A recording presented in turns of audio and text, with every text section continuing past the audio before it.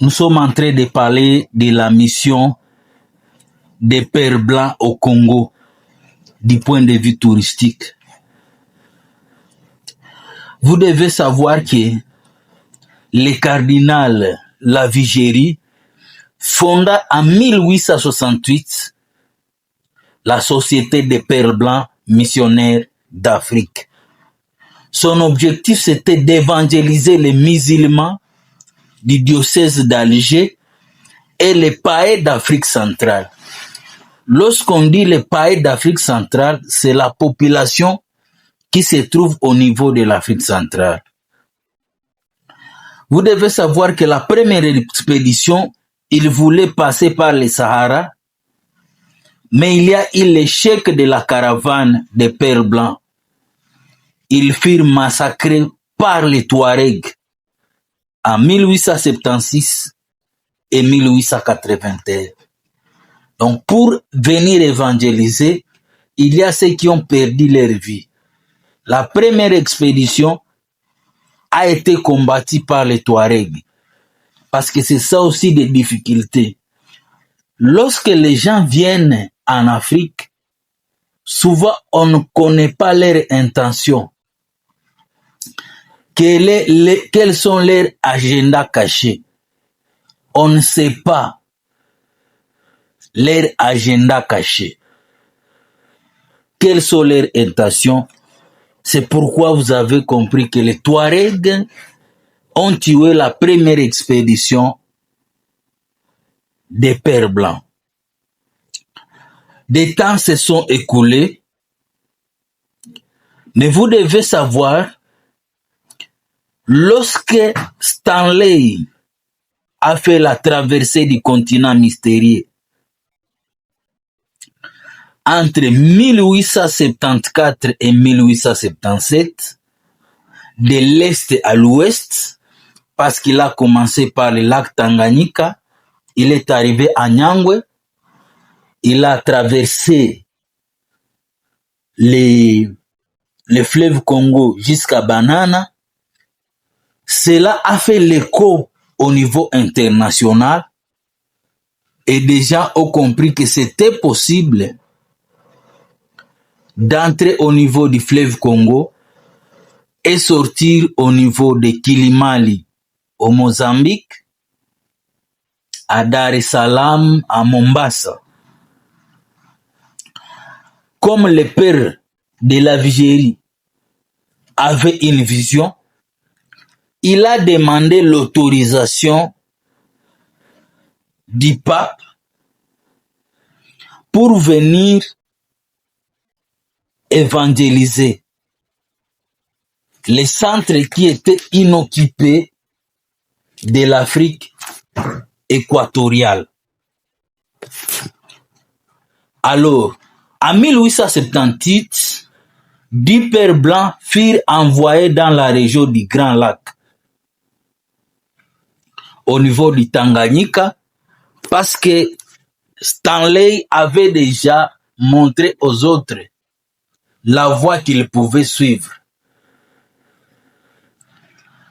C'est alors que,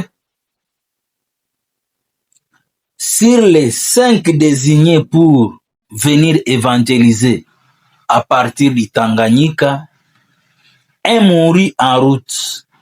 4 sont arrivés à Ujiji. Lorsqu'ils arrivent sur la rive du lac Tanganyika, en 1879, après 9 mois de voyage, ils trouvent les Arabes esclavagistes, maîtres de tous les pays. Nous avons parlé longuement sur la traite négrière en Afrique, surtout en République démocratique du Congo. La traite a été organisée par les Européens, mais aussi la traite a été organisée par les Arabes. Lorsqu'ils ont rencontré les Arabes qui étaient maîtres de tous les pays, ils ont informé le cardinal la Vigérie, de lancer un appel aux anciens zouaves pontificaux. Vous devez savoir que Rome a aussi des militaires, des anciens, des soldats.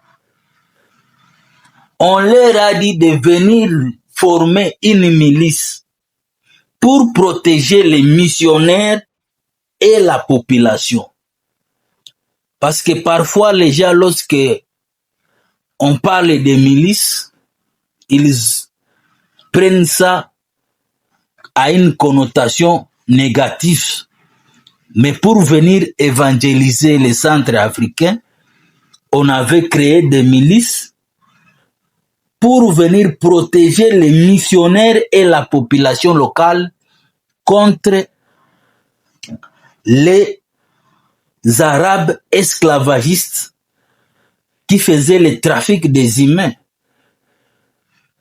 En 1879, 5 zouaves ont répondu à l'appel, dont 4 Belges.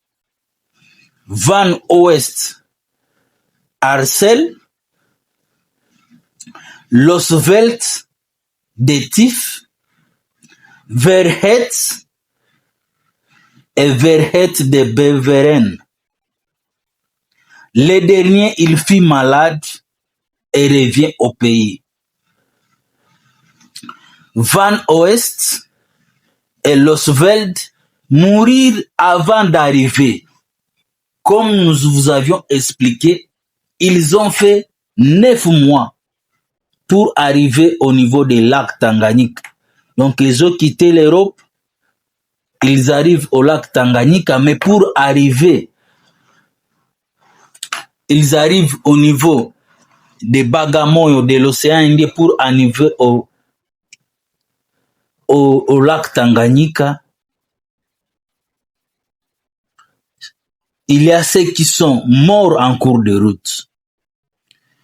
Dop fut massacré et des pères blancs par des indigènes à Rumonge, rive nord et est du lac Tanganyika en 1881,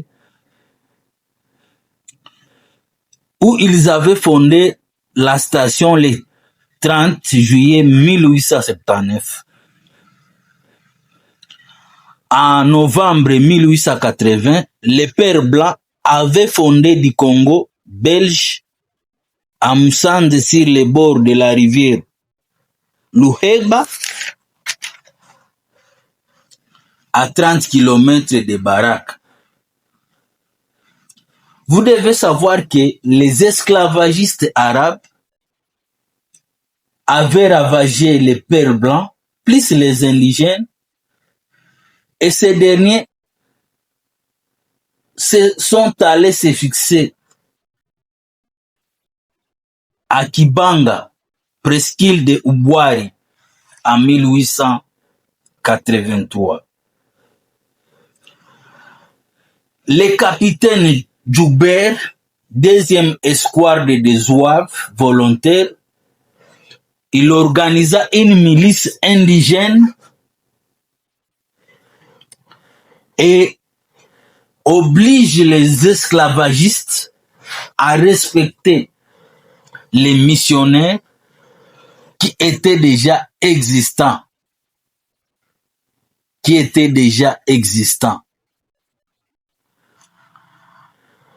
Alors, vous devez savoir que pendant cette même période, le roi Léopold II avait aussi d'autres visions que nous allons vous expliquer lorsque nous allons parler du roi Léopold II. Le roi Léopold II, qui avait aussi d'autres visions, si que c'était possible